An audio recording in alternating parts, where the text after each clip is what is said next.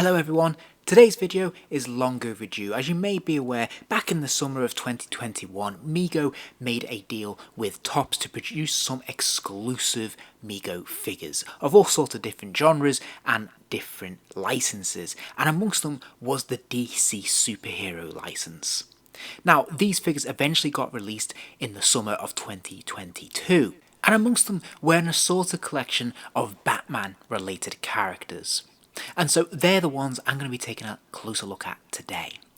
Now, to start us off, I'm going to take a look at the Aerosol Ghul. Now, the first thing to mention about this particular version of the figure is that this is the European or mass market release version of this character. You'll see at the bottom of the packaging there is a little sticker there that's saying this is a limited edition and it's number 722 of 1,000 units. Now, the original Topps exclusive release is very subtly different. It is essentially the same figure in terms of their body mold and head sculpt, but the costume is a little bit different. The cape, for example, is a little bit more subtle in its colouring. It's a much darker shade of green. It actually has a slightly different trim around the piping of that, and the costume underneath is more of a suit. You may also notice that they've altered the card art between the two versions of the characters, reflecting the costume that we get in the packaging, which is pretty cool and unusual for Mego to take this much attention to detail, which is quite nice. So I think, as usual, the packaging here is actually pretty nice. It's quite simple, but I do really like this illustrated image that we have at the bottom of the packaging. When we flip it over, we can see that image writ large, expanded upon here in this image, which again looks really displayable and is a really nice approach to a comic book character. I think this works really well.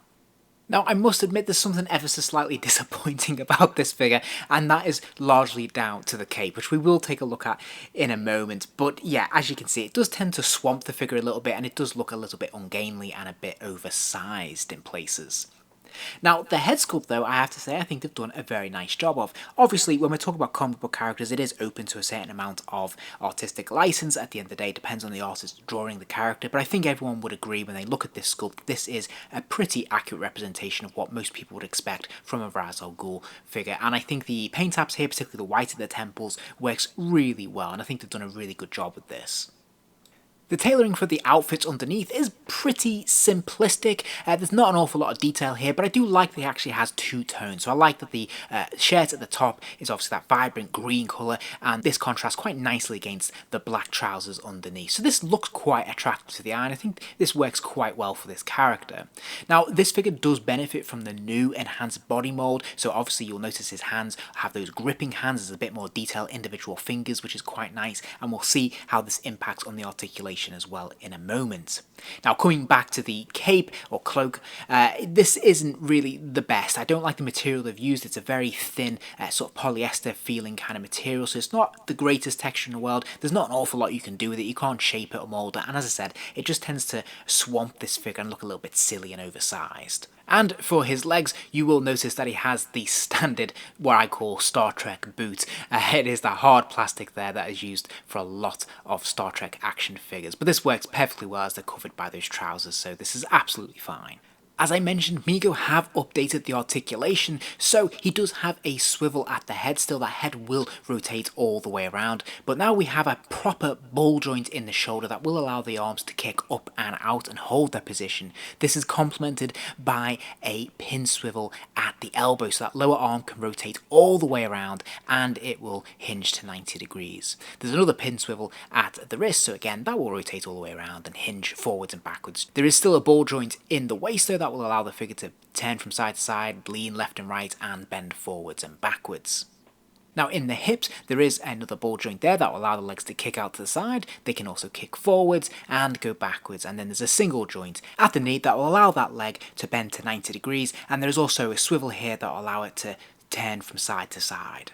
I quite like this figure. It's definitely a very welcome character to add to the collection. I do think this is the first time we've seen the character in this scale or in the Mego lines, which is pretty cool. The costume is a little bit mixed, to be honest, but I do really like the head sculpt, and I think he benefits a lot from this enhanced articulation. Next up, we have Batman himself, but possibly not the one you were expecting. This is, of course, Batman Beyond, or the Batman of the future, which is a pretty cool, very welcome and surprising addition to the lineup.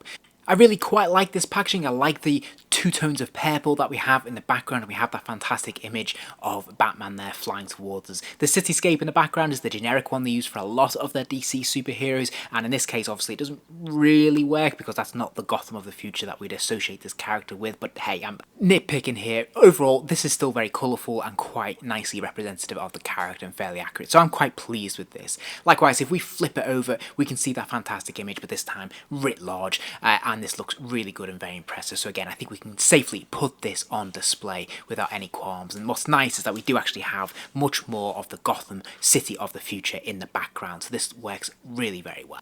I think there's something visually very striking about this costume. For something that's essentially just two tones, black and red, there's something about it just really eye-catching and just works in terms of the visual aesthetic, and it translates very nicely here to this figure in particular. If we look at the head sculpt, it is actually a completely different head sculpt. They haven't just painted the Batman head sculpt all black, it is actually all one piece. We can see the chiseled bone structure there around the cheeks. It's definitely been designed for this Batman. Likewise, the ears are slightly elongated than we've seen in previous Mego releases, so this is a brand new head sculpt, and I think it looks pretty good. Now, there's not too much in the way of paint apps, of course, but there doesn't need to be.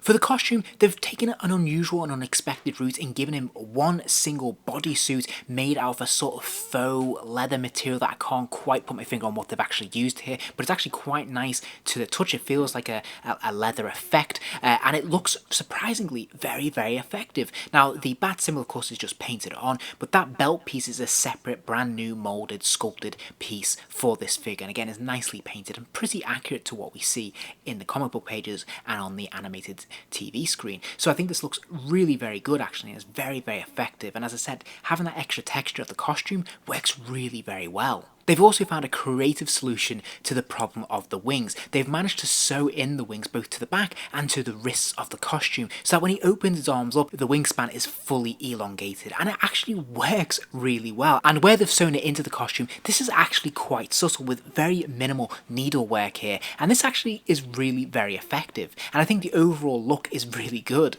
For his boots, they've opted to give him extra plastic boots that go over the foot and over the ankle, and again, this actually works really well. Normally I'm critical of this approach because it tends to look a little bit oversized, it doesn't look in proportion with the rest of the body, but here it sort of seamlessly blends in without looking ever obtrusive. So for a figure that is largely experimental, Mego have really pulled it off. I think this is a very highly stylized, very effective looking figure, and it looks really good on display. Finally, moving on to Deathstroke, and I think for many people this will be the one they're most anticipating, and I have to say it's a very exciting release from Mego. Now, in terms of the card art, we know what to expect. We have the nice colours represented. We have the blue and we have the orange, which is quite striking, and then we have this wonderful image from Jim Lee of the character. So this is pretty much pitch perfect. I couldn't really complain about this at all. When we flip it over, we have that image writ large again, but of course we see a little bit more of Gotham City in the background, and I think this looks fantastic. So again, very, very presentable. I have to admit, when I saw that this figure was being released, it caught me by surprise because this isn't a character, much like Batman Beyond, that I didn't think would get a release so soon in the Mego lineup. So very welcome addition to this line, and I have to say, I think he's a really solid entry. If we look at this head sculpt, I think they've done a really good job with this, but most important here really is the paint apps. I love how they've got the divide so neat between the two halves of the face. We can see the eye underneath the human face, the skin tone, all of that is very, very meticulously done, and it looks really, really good. And we even have some details at the back of the head sculpt there where we can see the sort of tassels that are coming out of his head. So I think this looks really very good. Now, when we look at the body costume, of course they've put him in a cotton body stocking, but it works quite nicely. There's not a lot of texture to this costume because it is all made of cotton. However, visually, because there's lots of different colours going on here and lots going on in the actual design, in the needlework, so we can see that sort of scale mail effect, and we have that contrast between the blue and the orange. This works really quite well and visually very impressive. So I think they've done a really nice job of this. But what's more, you'll notice they give him extra plastic pieces as well, particularly when it comes to that bandana with the various grenades and different bits and pieces on it. The only thing I couldn't understand is that he seems to have this empty pouch on his back, which I wasn't sure what it was entirely for. It feels like something should slide in here, but I couldn't really find any of his plastic pieces that seemed to fit naturally into this space, so it might be something that I'm just missing and it's very obvious to everyone, and please let me know in the comments if that is the case, but I couldn't really understand what this was for. He also has these very cool plastic leg holsters as well, which actually contain various weapons, so I think this is a really nice touch and probably the first time I've ever seen this on a Mego figure.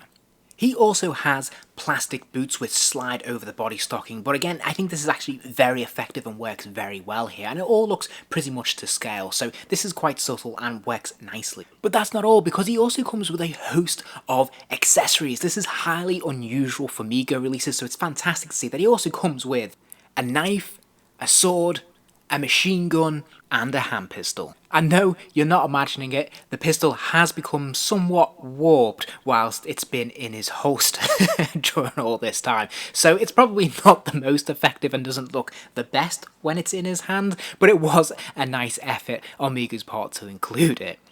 Now, the assault rifle, on the other hand, is very cool. I think we may have seen this with one of the Planet of the Apes figures in the past, but I do really like the addition of this string, which just gives it a little bit extra texture and gives you the option to do a little bit more with it. So I think this is very, very nice indeed. And as you can see, these bits and pieces, these accessories will slide into his various holsters where it's appropriate. Obviously, when we talk about the leg holsters, there is the danger that they will slide down, but they can slide back into place and it's absolutely fine. But all in all, these look pretty cool and it's really nice to have a range of different options for this character. And I think Deathstroke represents probably one of the more ambitious Mego releases in recent years. I think they've done a really good job with this figure all in all, and it's great to see that it has so many extra pieces that makes him feel really fully fledged and very fun. And I think, to be fair, the word ambitious actually sums up this entire wave of figures. These three characters in particular have all come out really very well. There's a lot of experimentation here, there's a lot of firsts that we're seeing, which is fantastic, and I think it's really paid off. Of the three, the Raz is probably the most disappointing, but it's still a very serviceable Mego figure, and as I said, I do think he benefits from the enhanced articulation. Indeed, all of these figures have the same articulation scheme, which I think is a massive improvement for collectors like myself who really like articulation in their figures, and I think all in all, this is a real nice set of figures to have.